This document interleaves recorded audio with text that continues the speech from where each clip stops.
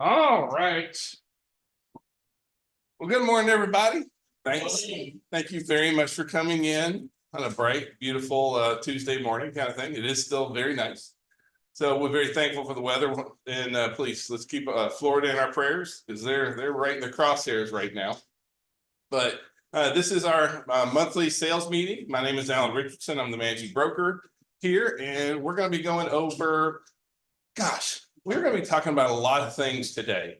But the biggest thing, and like, if there's a theme that I have for our meeting and what we're looking at today is, how do we avoid missing out on opportunities, right? So we have, let me get a clicker to work a little better. So we're going to be looking at missed opportunities today. Or actually, what we're going to be looking at is we're going to be looking at opportunities that we can either take advantage of or opportunities that we can miss. We also have John Kimball with us today as well, and he's going to be talking about missed opportunities from that side. He's going to be going over divorce, death, and bankruptcy kind of thing, which are all forms of missed opportunities. But I kind of want you also to kind of think about, how does this impact your business? Like what are the opportunities that are presenting to us right now? And I want to make sure that we are focused on what's happening in our market right now, what's going on, and how do we not miss opportunities that are right here for us. So like back in the day, Western Union, y'all remember like the Pony Express, and then Western Union moved over into the right? Well, they had a chance to buy the telephone, but they couldn't look past the fact that their business was wrapped up in the telegraph. And so they actually tried to hold back the telephone. And did that work for them? No, it didn't. Decca Records had a chance to sign the Beatles. And they said, nope, I don't think that you guys are going to be successful. And right now we see some folks who are kind of sitting in our market thinking, you know what? I'm not sure that these buyers are really ready to buy. I'm not sure that I should really be reaching out and engaging. Like, do you know how much money the Beatles made for their record labels? Yeah, massive. You ever heard of Ronald Wayne?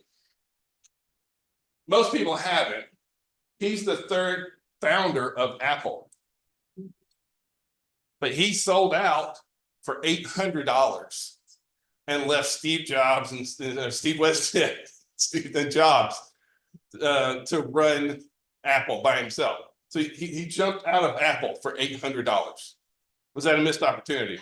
Oh yeah, right? Yeah, absolutely. Blockbuster. During its heyday, Blockbuster had the ability to buy Netflix, who actually ended up putting them out of business, right?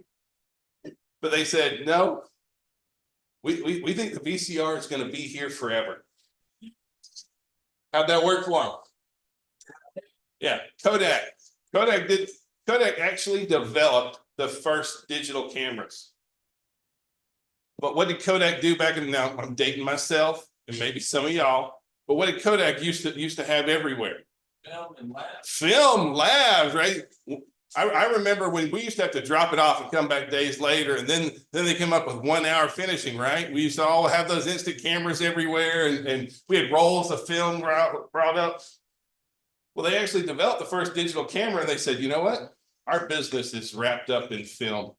No one's going to use a digital camera. Did that work out good for them? Is Kodak still around? I mean, maybe in some small version of itself, right? Anybody here on MySpace? They had the chance to buy Facebook and said, no, we don't think that they're going to amount to anything. And then Yahoo had the chance to buy Google twice. And twice they said, first time they had a chance to buy Google for $1 million, and they said, no, we won't give you more than 800,000 for it. Then they had a chance to buy it for $5 million, and they wouldn't offer more than $3 million. And now what's bigger than Google, right? So what I want you to understand is there's all sorts of opportunities in business. And it's not like the big guys can mess up too, but we're all small business people. This is our business as well. And right now, we're going into some very unique times. We're going to be showing you some of these numbers here in a minute, but I want you to understand that normally this is the time of year when I see realtors take a buy, slack off a little bit. We're going into the fall. I've got Halloween, I've got Thanksgiving, the holidays coming up, all that kind of stuff. So, sales trend down this time of year, which traditionally they do. Is that necessarily what we're looking at right now? Now we're going to look at these numbers. So I wanted you to get in the right mindset that there's a lot of opportunities in our marketplace right now. And if you're not looking at engaging and taking advantage, not in a negative way, but jumping on these opportunities right now, then you're missing out. So I asked John Kimball to join us, kind of thing. And so he's gonna talk to us about which at its core is really missed opportunities as well, if you like, because death, divorce, bankruptcy, those are all definitely missed opportunities. So I'm going to step out of the way and I'm going to let you introduce yourself. Let me drive. Ramble on and do all that kind of stuff. Yeah, there we go. Dangerous to give the lawyer a microphone. So who am I? My name's John Kimball. I've been practicing law for 30 years here in Fayette County since 1998. And let's see, is that the right button? No, it wasn't. All right. No, other way. There we go. There we go. And I'm practicing law today with my best friend from law school, Blake Edge. We have 4 offices across the Southern Crescent. We have 2 offices, one at the south end of Henry County and Locust Grove, one at the north end, Stockbridge, Eagles Landing, Peachtree City here in Fayetteville and Fayette County, and then new down in Noonan.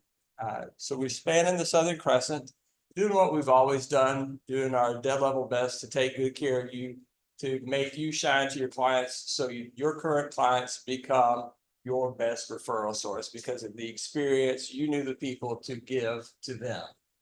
We claim that we are one of those. How do we do that? Well, we do lots of different things. And Elise is going to be passing out these little cards. We have a really super cool smartphone app. It's also available on the web for you if you want to use your computer, web browser, and such to access it. But what it does is at your fingertips lets you give a very good estimate to either a buyer or a seller as to what their cash to close is going to be. It will pull fees from your favorite lenders. It will pull our fees, including title premium. It will pull taxes based on the most recent tax bills in the counties that we serve and such. For the particular property, it's actually going to go out and fetch those records. We're going to send it to the other offices too. So you don't just have to be the Fayetteville office to get it. So no. We're going to share this out too. So. Yeah. And so this link, just look for EK Law 1 on your app store for Android or for Apple. So it's out there available. This is like the last Tom Ferry conference. This is the app he was recommending. Oh, okay. Yeah, so this is the app they were talking about in Tom. Right. The developer is actually called Palm Agent because it's there in the palm of your hand, and we're the branded version, EK Law 1 of that app. And so we offer that to you as a preview, and it has lots of good calculators. Also, if you subscribe to certain things after the initial period, it gives you ready to go social media postings and such good stuff. So on to the topic we were talking about. Missed opportunities, I think, was your theme. And so, one of the things that when people ask me about life and life principles and things, someone asked me recently to write a letter to their kid that was turning 18 years old. You're old now, John, which I guess I am. And what experiences? So one of the big takeaways that I learned in my college days was to never exclude the opportunity to listen to other people. Never exclude the opportunity to listen to other people. Never shut off conversation, never turn down conversation. Because when you do, when you say that I'm not going to listen to you or whatever the opinion is, you've assumed your own infallibility that, no, I've got all the answers. And I can tell you after 33 years in law, I don't have all the answers, but I do have a few, and I'm here to share them with you. Deeds, title, and probate. So when somebody dies, they can't sign a deed. It sounds silly to say it that simple, but dead people, though they can vote in some jurisdictions, they're not supposed to be able to sign deeds and such. And so what happens? What happens? Well, and the answer is, of course, a lawyer answer. It depends. It depends on what you did in life and whether you handled your business or whether you just chose to coast. And so super important for us in the real estate business, because in order to sell property, got to have somebody that can sign for the sale. So let's say that someone hasn't handled their business. What's going to happen? Well, it's going to be a source for either a delay or a failure of the property to be able to be sold. Now, eventually, I will say that most everything can be cleaned up. I will tell you one sad story where we had someone who had 7 children, which is great. Love kids, got 4 myself. But they had 7 children. And then one of those 7 children had 7 children. So we ended up with folks with a 1/49th interest, because 7 squared, 49, 1/49th interest to be able to sell property. Well, you end up with that times 7 kids. That's a lot of people to have to go and gather stuff from, because neither mom nor dad, I'm pointing like they're here, neither mom nor dad handled their business by having a will that said anything other than the default provisions of the law. And so super important when you get ready to list a property to know who owns it and whether they have clear title and whether they have the power to sell it. And so we're going to talk about these things. Different ways to own property in Georgia come into play in that. Now, we all know about tenants in common. Tenants in common means that you and I each own a respective slice of the property. So if my wife and I own our primary residence as tenants in common, there's just the 2 of us. And unless the deed specifies a percentage, it's 50-50. So to sell that property, it takes both of us, okay? Now we do have 4 kids, right? And so if we had not handled our business, if we did not have a will, or if we were not otherwise holding it in a different way, when one of us passes, the default provisions of Georgia law says, John, because you're married, your property goes to your surviving spouse and your kids equally. Equally. So I got 1 spouse, 4 kids, that's 5, 1/5, 20% of my interest in that property going out to all these folks. You as an agent, you're going to talk to my grieving widow, right, honey? Grieving widow? Absolutely. Distraught. In a bucket, in the floor, right? You got the mop, you're trying to scoop this back up into the bucket so that you can get this thing to sale. So my wife was on title with me. She's got a 50% interest. My 50% interest has gone out by 5ths. So half, 5th, 10%. So my wife has 50 plus my 10% would be coming to her. She's got 60%. She's in control, sort of, assuming all the kids agree and want to sign and sell and such. So you can see where that problem, when you end up with multiple generations, can really multiply itself. Take that example and multiply it by generations. Let's say that my wife and I, she remains in the house and she does nothing to handle her business. Then when she passes, her interest is going to pass to the same kids.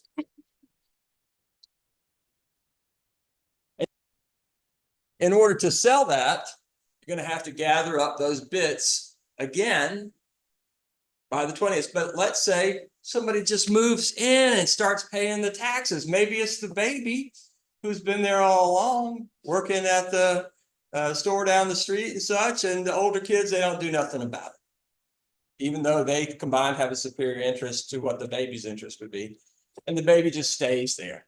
Does the baby own it because he's been paying the taxes? The answer is no. Thank you, baby, for paying the taxes, say the siblings, but the baby doesn't own it. His interest doesn't grow from having lived there because he's there by permission. It's not a case of adverse possession. And so you can see where these layers compound one another. And so if the baby has kids, the other kids have kids, you end up with multiple generations and multiple slices. That's why tenants in common, super dangerous. Now, the next method, joint tenants with survivorship rights, means that if I were to pass away, if we held the property as joint tenants, my entire interest is going to pass to my joint tenant on the instant of my death. All that needs to be done is an affidavit recorded in the public records in order to memorialize my passing. Simple, lock, stop, boom, gone. She's good to go. You can go ahead and list the property, sell the property. Everybody's happy. Not much done on these anymore. They're kind of fallen out of favor. Life estates. Have you ever come across a property where someone has either granted or maybe retained a life estate? I'm living there. I've got the one kid that I want to leave the property with. And so I give the kid all the property except for I retain an interest in the property for the duration of my life. I changed my mind. Or worse yet, I need to go into assisted living and I need the money that's in that house, that equity, to be able to fund that. Can I do it? The answer is no. Not without the person that I gave the survivorship interest, the remainder interest to, because they've got to sign off again for the sale in order for us to be able to get that equity. And so if people get a little greedy, they see the money, they don't want to do what you would expect them to do, particularly when they've gotten a gift or whatnot, can spell some serious problems. Another way, brand new in 2024, we have a transfer on death deed. Some states call this a ladybird deed. That's a funny term, right? Ladybird deed. But what it means is much like what I have done with the life estate, I am able to do now and not have the adverse effects. I get the question all the time. Hey, can I put my son and daughter or daughter on title? And I always, when I'm talking to folks, say, why you want to do that? Because you're going to subject your property to everything that happens to that son or daughter. Is your son married? Is your daughter married? What are the stats on divorce? Your equity just became subject to their divorce action. Holy cow, is that what you meant to do? No, that's not what you meant to do at all. So the outright conveyance of an interest to a child, whether they're adult or whatnot, they're going down the road in a car, they have an accident. Judgment lien attaches to your property, to your equity, not what you intended to do. So this steps into that space and said, okay, same effect that we think you intended. When you pass, much like a joint tenants with survivorship deed, property is going to pass to that person that you've designated. But until the moment of your passing, what does that person have? Nothing. You still have full hold on it. You still have the full fee simple interest. You are still able solely to sell that property. This is just a 10,000-foot overview of death and ways to hold title. I know that was allotted about 10 minutes, so I'm probably coming to the end of that. But real quick, I want to show you lots of other terms. We do a full 3-hour presentation on this for continuing ed credit, something that could really help you, because in addition to ways to hold title and the impact of death and probate on that, divorce and bankruptcy are issues that you face every day that prevent your clients from being able to quickly accomplish their goals and sell. I'm John Kimball from Edge & Kimball. Look forward to doing some work with you. Thank you so much. How to give 1 hour photo class. I am trained to process your film.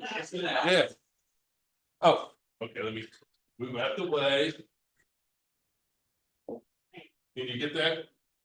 Okay, we're going to, let's see.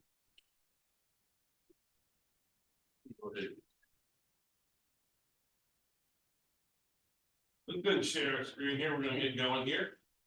So, all right, well, we really appreciate John coming out, talking to us about it. We're gonna try and get Adrian to get him in on our CE calendar and try and get some more classes for you. So we really appreciate you. I know that you've got to get going. So thank you so much for coming by, and we'll send all this other information out to the office. So thank you again. All right. Now let's keep talking about real estate. But John was talking about one opportunity. We're going to talk about some other opportunities that we're seeing right now. And so, you know, Sharon's here with us, and so we're definitely, we need to talk about what's happening with mortgages, right? So what's happening with mortgages?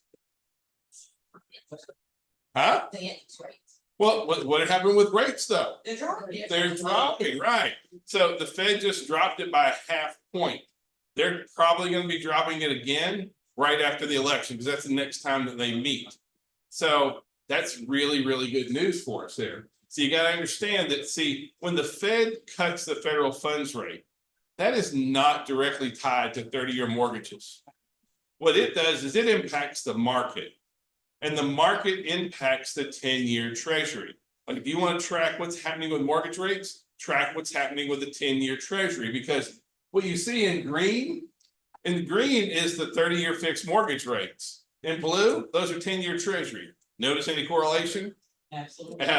Right, and so when the Fed drops the federal funds rate, it impacts the markets. And then the markets impact the 10-year treasury. And as we see 10-year treasury go down, we're going to see mortgage rates go down. So as this moves forward, like they're expecting another 7 to 8 rate reductions over the next year. So what does that mean? Hold on one second. So like what does the forecast here look for us on rates? Good. Yeah, it should be. Yes, ma'am. Happen, does it mean that the price of the property is gonna go up? No. Well, we're going to get there. So we are going to talk about the impact, because but it is rates moving down over the next year or so a good opportunity for us? Yeah, Yes. absolutely, right? You know, the other thing that's going on is inflation. What's happening with inflation? Inflation is moving down. Now, nobody feels like it, and I get that, because it's never going to go back to where it was. But the rate of inflation, we're running about 2.5%. So we haven't hit the 2% goal yet, but we're moving back. You know, it's never going to go down. It just means the amount of inflation is going to moderate to a much more acceptable rate year over year. But like we're never going to go back to where, oh, y'all remember the price eggs used to be and bread and all that kind of stuff? It's not going to go there, right? But what we are seeing inflation move down. And the other thing that really impacts mortgage rates is inflation. When inflation goes down, the markets respond really positively, 10-year treasury goes down. So this is a second reason why we're going to be looking at mortgages, moderating over the next year. This is kind of what we've been seeing over, since July. Do we like the trend? Yes. Now understand that it's still like this. Like if you looked at it day to day, it would look like Sybil. It's just up and down, up and down, up and down the whole time. It just goes everywhere. But we are seeing a real steady progression in a very positive way for us for mortgages here. So it's heading down. Now, more and more homeowners, need rates under 6%. So for our buyers, 52% of buyers say that they need a rate under 6%. Are we under 6% right now? Yes. No. It depends on like right now the average is like 6.09, somewhere 6.2, something in that range. Again, it keeps moving around. Last couple of days, it's actually moved up. But overall, it's moving in the right direction. But that is like for conventional loans, those are going to be a little bit higher. FHA is running a half point lower than just basic. Generally speaking, FHA is running a half point lower. So if the rates are 6.2, what are the rates for an FHA? 5.7, 5.8, something of that rate. Is that right, Sharon? Yeah. You want to talk? Yeah. So we are seeing where 52% of our buyers need a rate under 6. Are we there right now? Not really. Sometimes. Yeah, for a lot of our buyers, we are there right now. Now, some folks want to see a rate under 5%. We are not there.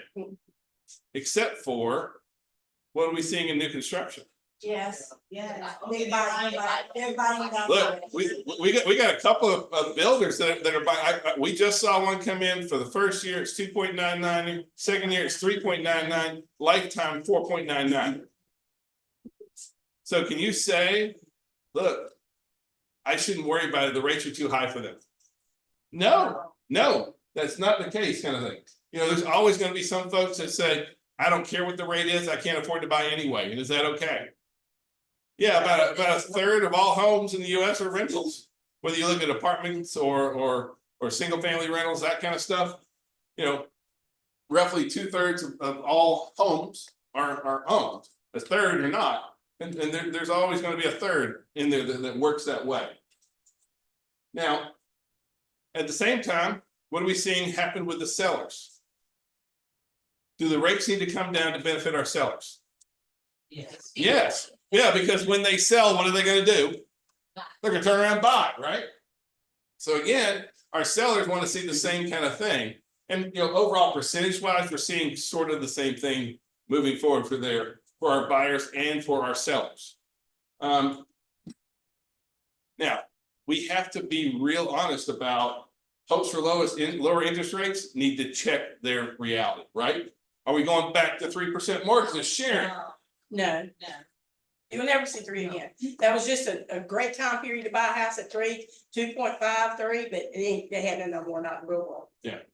But if you guys been hearing, I mean, I've heard buyers say, well, I'm waiting for rates to get back to 3. I want to see rates in the 3s. I want to see rates under 4. I had Right. 4 yesterday I had four people yesterday tell me they were gonna wait till they got in the 3s. I said, well, you'll be waiting till you got it, because they're not going back to there. Well, and that is very, very true, right? I mean, like this is the reality of where we are. But like, how far have we already come?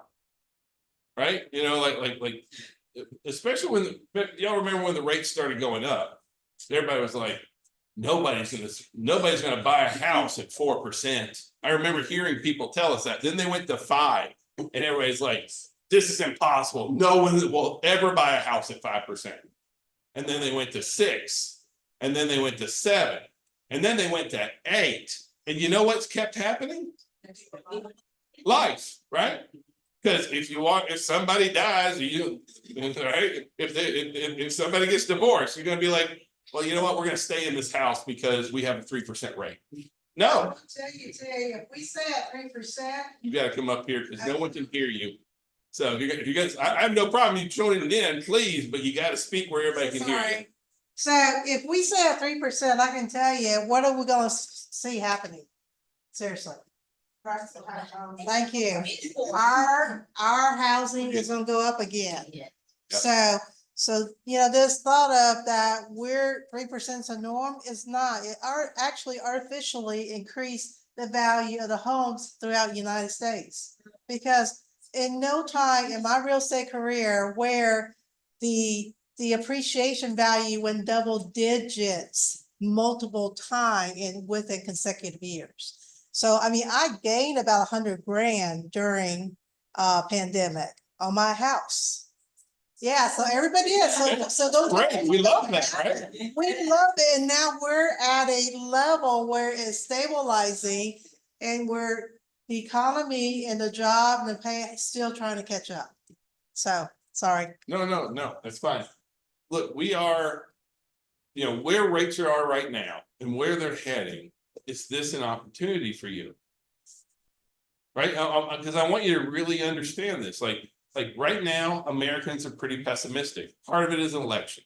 Because I don't care if you lean left or lean right, Republican or Democrat, all the news is always negative, right?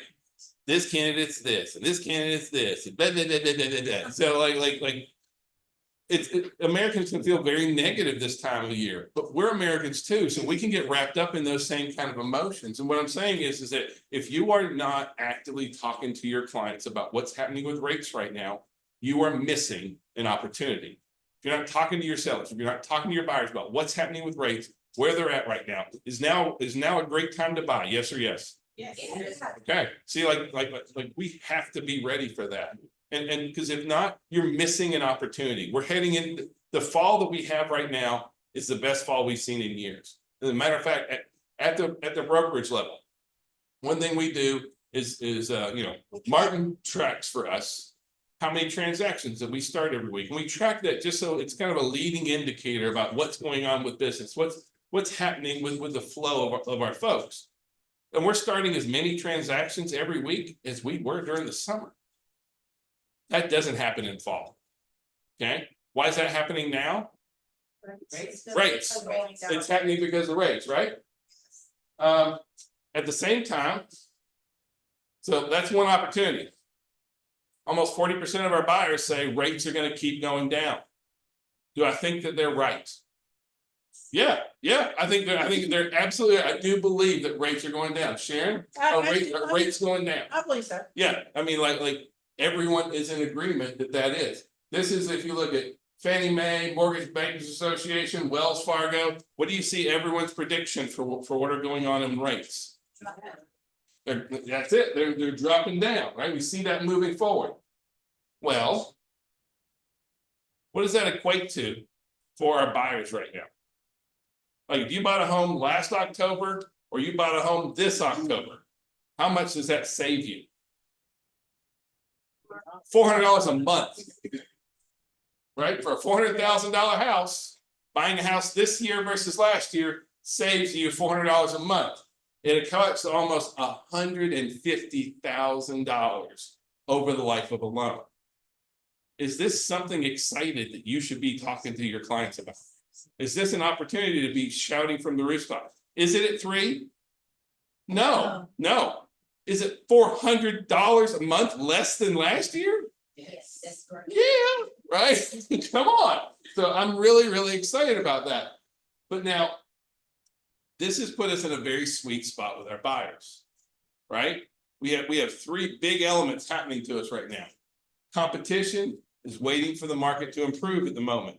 We're seeing where, even though rates have come down really aggressively, and we are seeing more activity than this time of year, we're still not where we need to be. So we still don't, we're growing in inventory, affordability is better. So this is a really good time for buyers in this market right this second.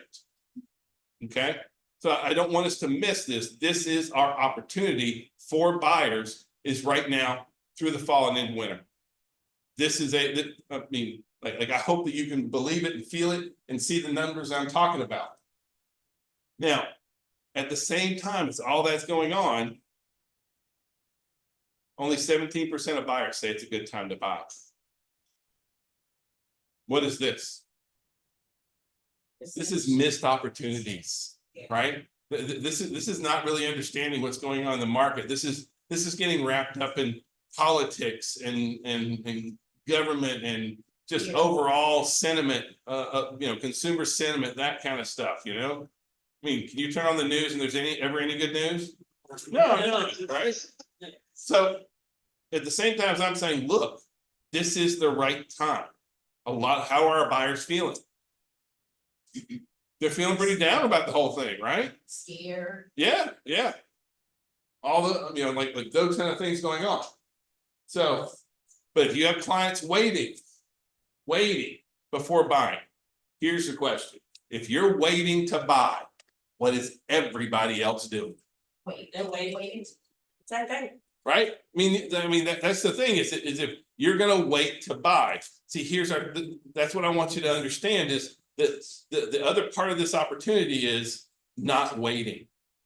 Because what happens when rates do go down more? I mean, Mink just talked about it. What happened when we saw rates go down last time? Yeah. All right. Right? Waiting until next spring or summer will give you more inventory to choose from, but you'll likely be up against greater competition. You still won't be able to buy. Well, I mean, you can buy this house now, or I'll sell it for more to you next year. That's what we're looking at. Mindset. So what we have to do is educate our client that we have in our pipeline and let them know that, say, what is your fear? Where is your pain point? Please tell me so maybe I can give you some really good insight to where we can talk about it. But it's that initial communication that y'all need to start with your client, because if you don't, they're never gonna buy. So is the opportunity to wait for rates to come down, or is the opportunity to buy in our market right now? Right, those future rates, they just refinance. Well, something.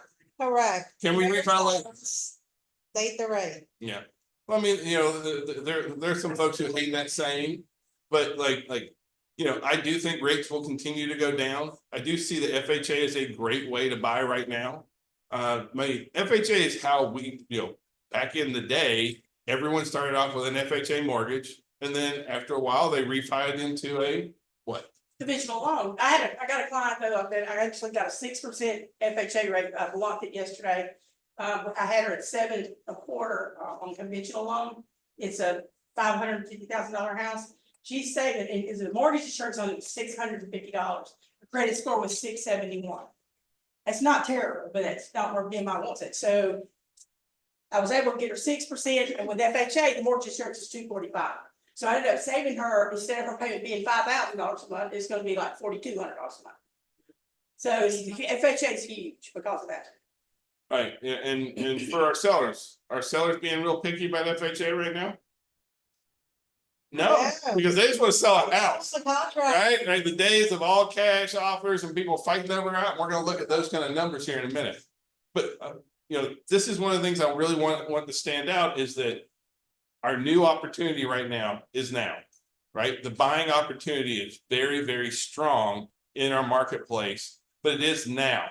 Because when everybody jumps back in, we're gonna see a much more impact on pricing than we are now. Pricing's not going down, and we'll look at that in just a second. Y'all with me?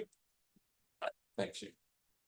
All right, I want to change gears, but I want to talk about another opportunity with you.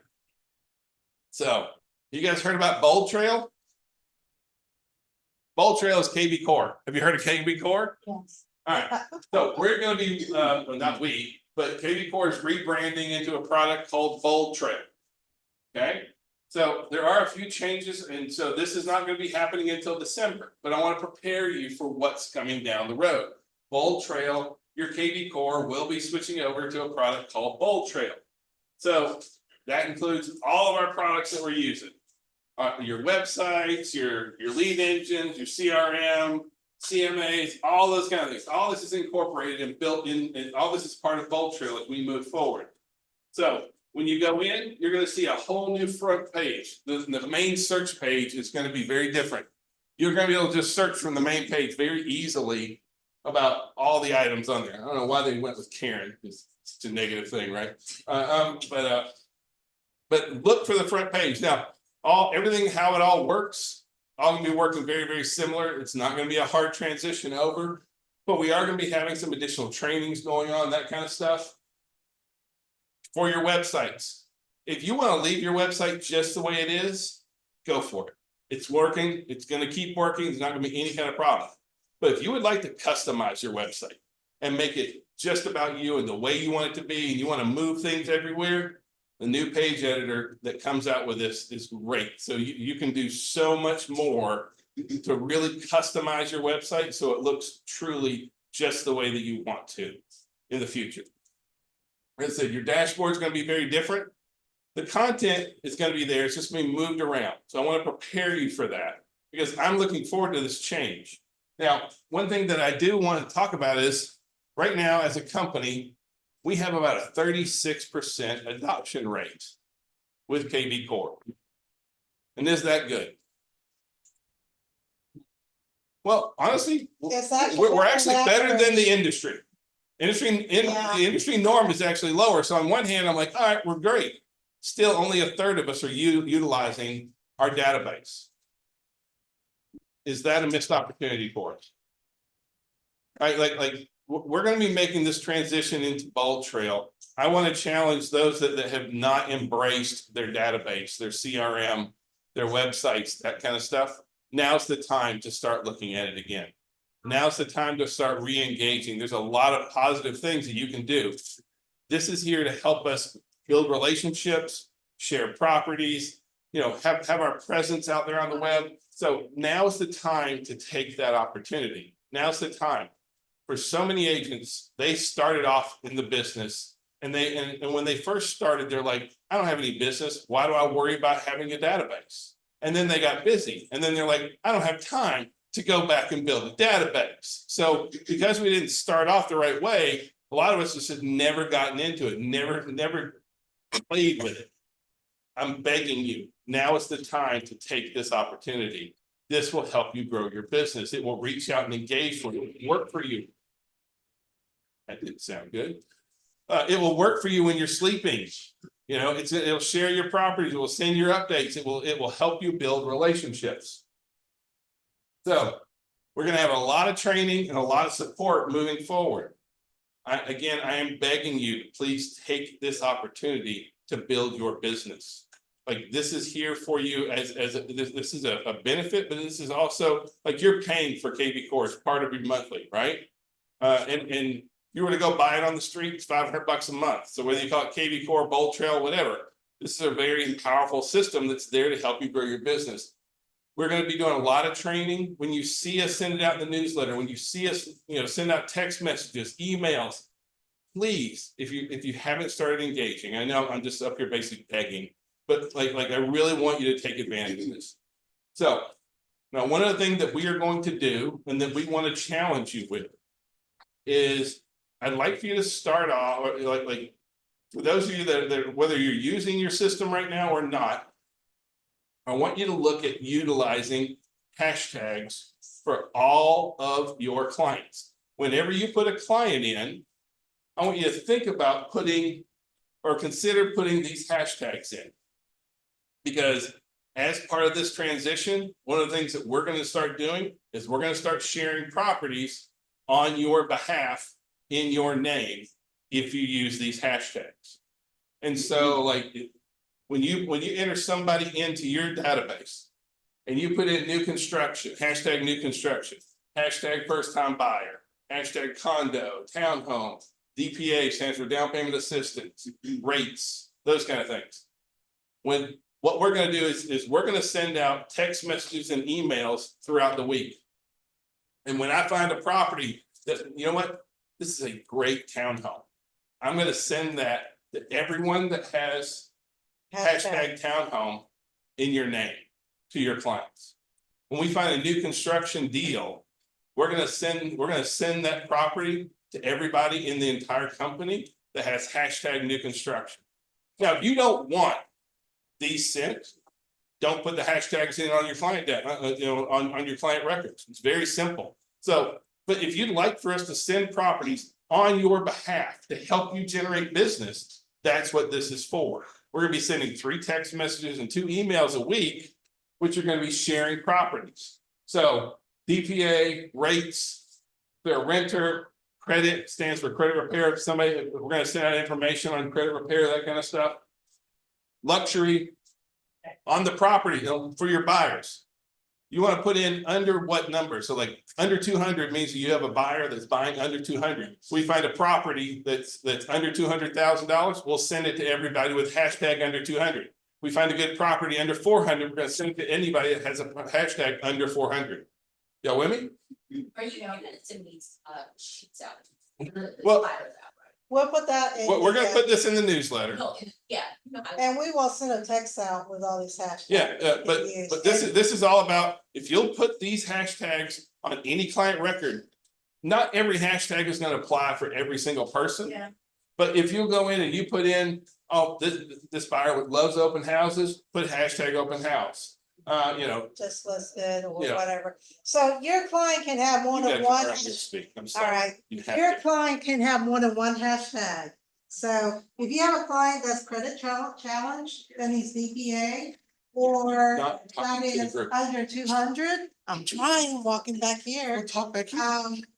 You can and- tell we're married. Or that is currently a renter is looking for opportunity, you can put multiple hashtag in their name. So what we're doing is generate interest on your behalf with your client so they can contact you back. And the way KB Core works is, just so you know, everything we send out, because those clients are your private file, you're the only one that have access to them. We don't. Okay, but because of hashtag, we're able to send out messages. So the brokerage is trying to help our agents to have more engagement. And so this is one way we're trying to help you guys, because the better you do, the better we do, and that's the bottom line. And if you have other hashtag you would like to make recommendation, please email Alan and let him know, and we'll just republish. I'll even put this in, Paperless Pipeline reference section, so if you guys, are not for sure what's a standard that we use, go look in Paperless Pipeline. I'll get it done by the end of the day, okay? The whole idea here is that it's great when, a lot of us have databases that and we have our KV Core that we may not be that engaging with. And what we're gonna do is we're gonna try and step in your behalf. And so if you have somebody you haven't talked to for the last year or two, and all of a sudden we start sending them just listed, new construction properties, here's a text message on, oh, look at this great, look at this amazing townhome I found. Let me know if you want to go see it. That's going to come from you. It's not coming from us. It's going to come from you. But we're going to try and do this to try and help you generate your business. So it's not going to, I want it clear that we're not, like Ming said, we're not taking your clients. We're not doing any of that. We're just trying to expand your reach without you actually having to do a lot for it.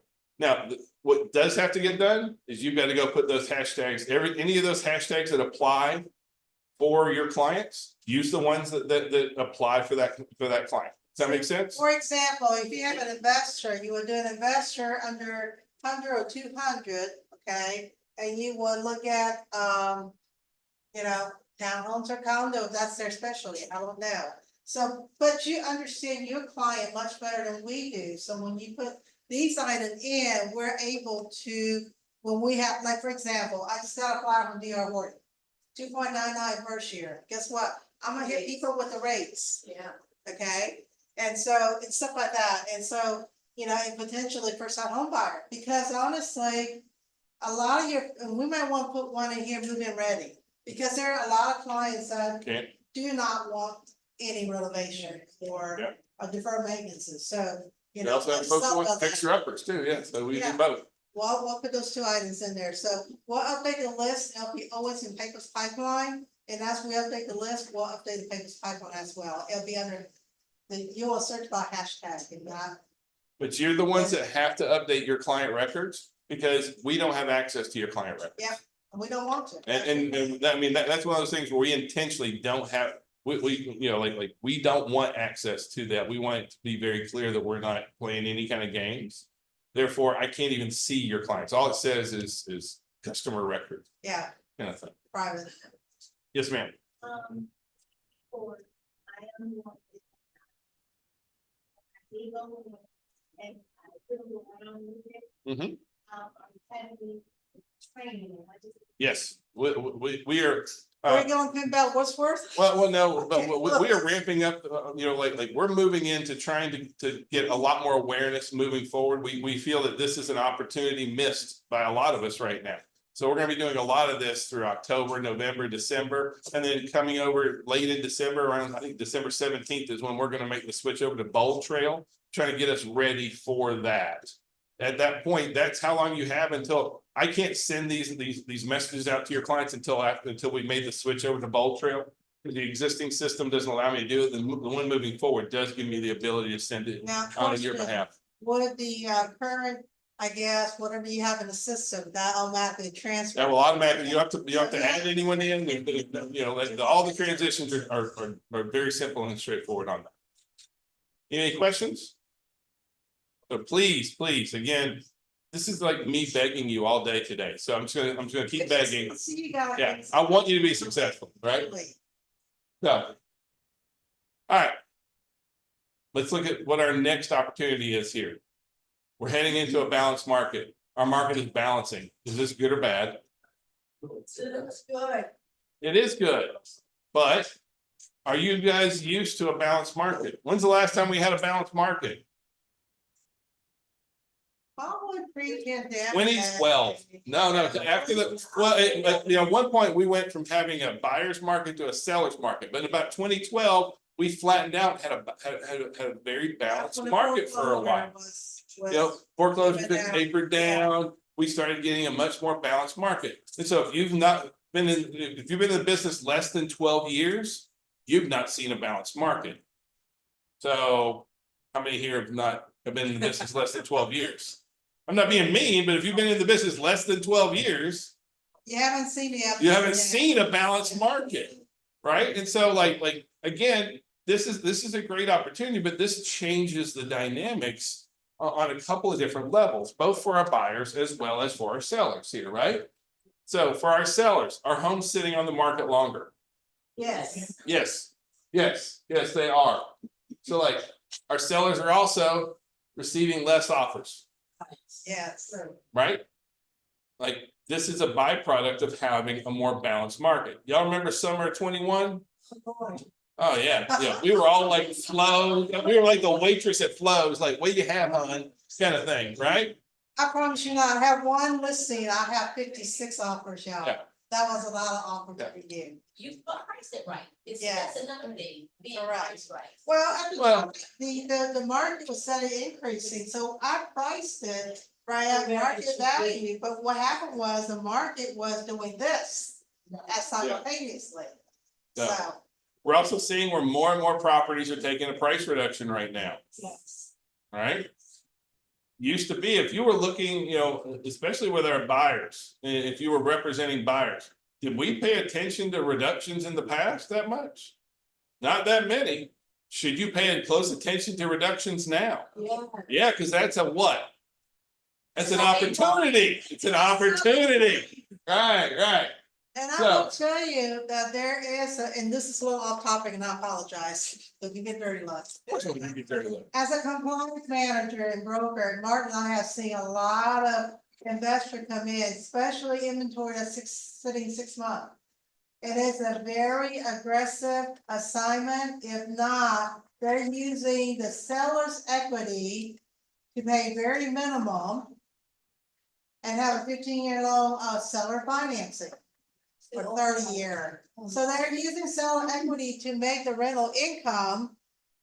And the seller gets X amount of dollar a month, so they're taking a difference. So for them, there's no risk. So be careful when you get those contracts in.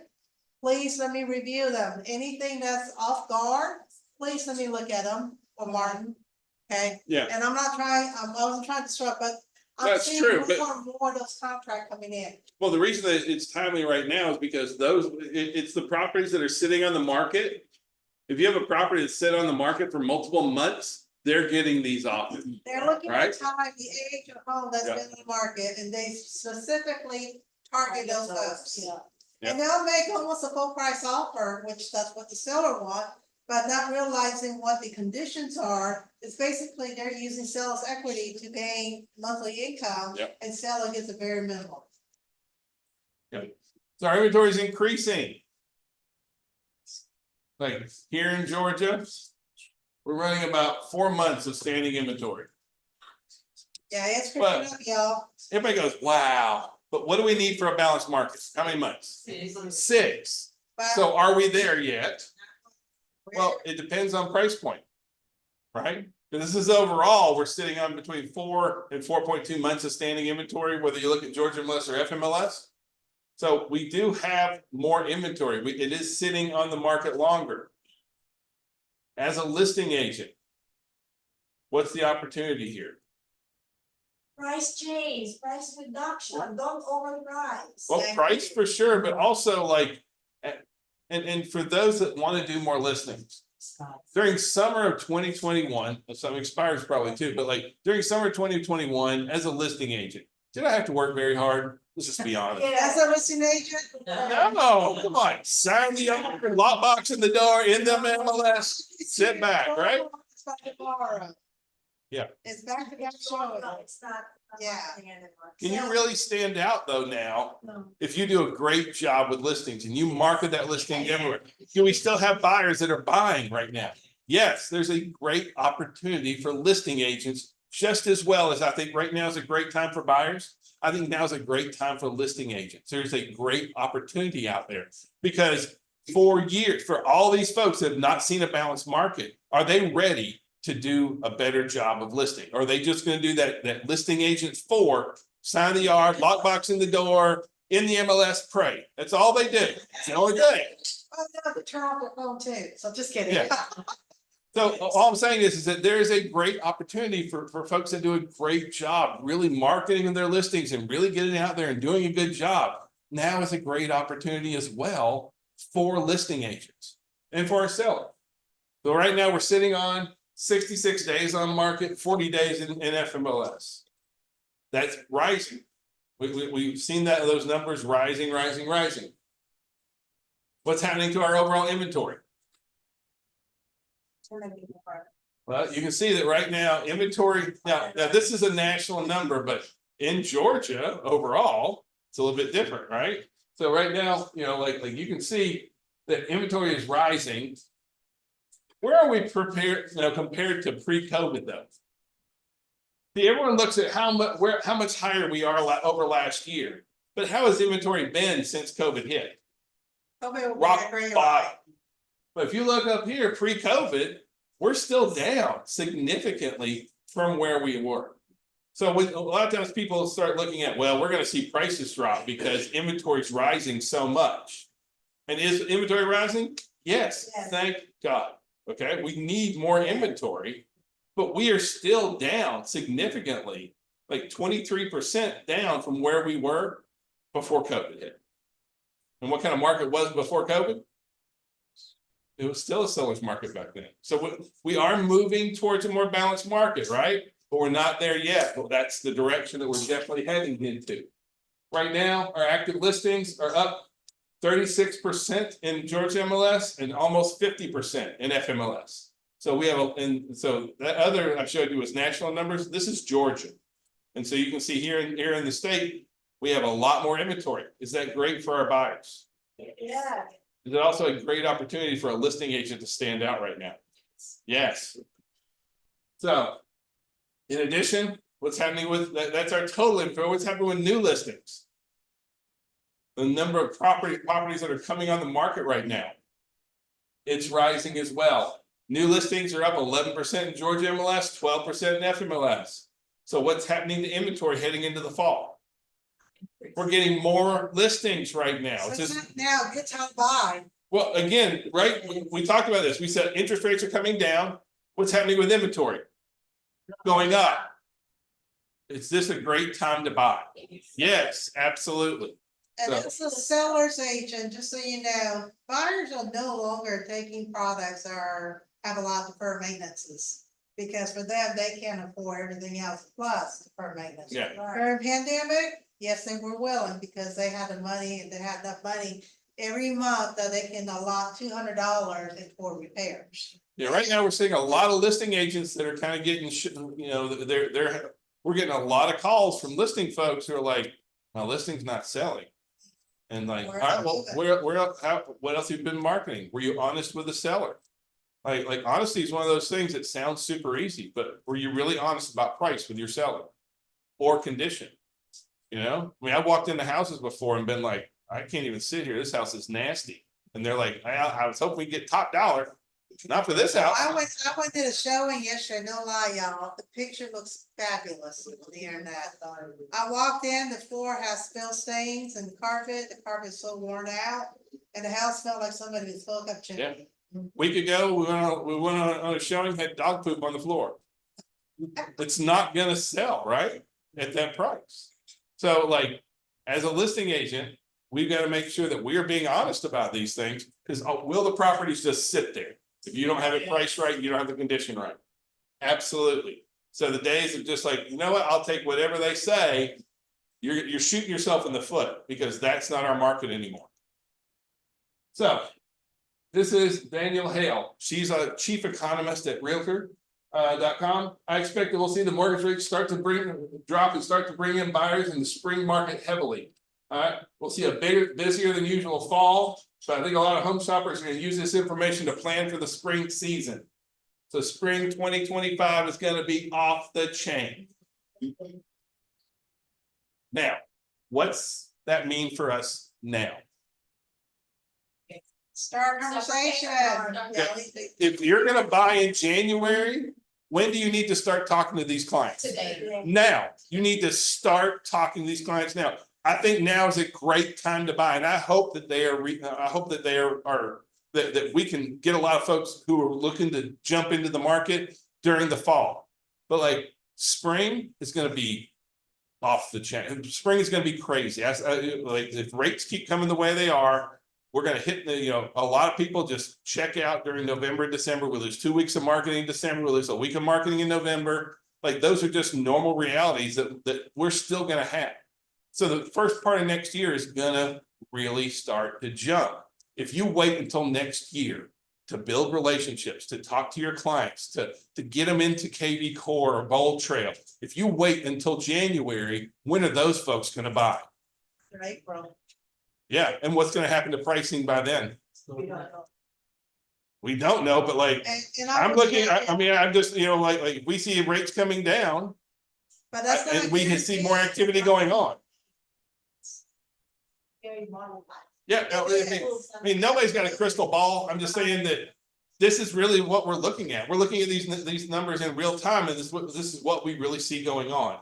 So building that engagement right now, is that a big opportunity that we have at this moment? Yes. Yes, please, the engagement with your clients right now is so important.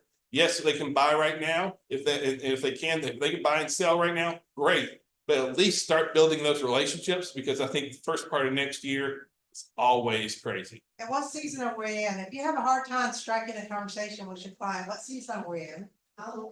Okay, so over the holiday, I remember your Christmas tree last year in your house. Wouldn't it be great, at this new house that you were looking at? Or here's my favorite recipe passed down from my grandma. Can I share it with you? I thought you might like to try it. These are things that you can do to start a conversation. It doesn't always have to be a house. It can be something else, a common interest. And I'm telling you, food is always common interest in anybody's book, okay? Well, I have a testimony. Okay. So, I preach. got a testimony, We got a testimony. and I repeated the value. But no, I was buying the t-shirts from Mark, Uh-huh. and I wear them. Mhm. You know, I went to a football game, Uh-huh. a high school football game. And then, the game was over. I was walking with my little chair, little shirt showing, hey, what point? He said, hey, you sell real estate? I sure do. I like that. What is it today? But I think, this 2000. I like this. So here, Yeah. your shirt works. Sherry said she actually got 2 potential listing because she wore the shirt to the football game. Sorry, I had to repeat it. No, I appreciate it. No. All right, so what are we looking at for next year is just in volume of sales, right? Total home sales forecast, we're looking for home sales to be back up closer to 2022, but that's just based on the forecast right now. That's with not much movement in mortgage rates. What happens if mortgage rates do drop into the mid-5s? Right? So like we're looking at sales Open season. really moving, but and this is based on the volume of sales, right? So now for us here, our closed sales were down 2%, in Georgia MLS down 10% in FMLS as far as our closed sales for here in the state of Georgia. Pending sales, those numbers are still lagging. We're still down about 10% on our pending sales versus last year. I'm sorry, versus last month, but it is moving in a more positive direction. So what about pricing? Well, right now, if you just look at like what all the big brains are saying is going on with pricing, right? They're looking at home price appreciation being around 2.5%, 2.6%. We're gonna be closer to 4 to 5% here in the state of Georgia. Just because real estate's local, so our economy is a little bit different. Is this an opportunity? Why is this an opportunity for buyers? Well, pricing is moderating. Price appreciation is much less than it has been. Historically, properties appreciate for the last 50-something years at 4.4% a year. That's what real estate appreciates just on average. So we're a little bit lower than the average right now. So are we still appreciating though? Yes. As a buyer, do you want to buy a property that is depreciating? You want to buy a home and think, you know what? I wonder how much money it'll be worth less next year. I'm serious, like a lot of folks say, well, you know, I sure hope the market crashes. Really? Who hopes the market crashes? I get it, but you know, I realize that you would like to buy lower. We still hear all the time, where did all those $200,000 houses go? Well, they all had 50% appreciation, they're all $300,000 now. That's where all the $200,000 houses went. But like, as a homeowner, do you want your property values to go down? No. Does a buyer want their property values to go down? Do our sellers want property values to go down? Do we want our pricing to be much more moderated the way it is right now? This is a great opportunity for us, right? So make sure that we're looking at that too. You can see that in Georgia MLS, average property value is up 4.4%, and FMLS 4.6%. We're right in that 4 to 5% range here in Georgia on property value appreciation. We do a little bit better than nationally. We're part of the Sun Belt. It works out really good for us there. So, also one thing that we started doing is masterminds. We do this every Monday morning, 9:30 in the morning. You can log in from your house. You don't have to get your hair did. I'm not going to make you speak. You know, we were doing accountability, and everyone hated accountability because I would put you on the spot and make you speak up, and everyone hated me for it. So we changed it. And so what we're doing now is we're doing masterminds where every week we go over a different topic.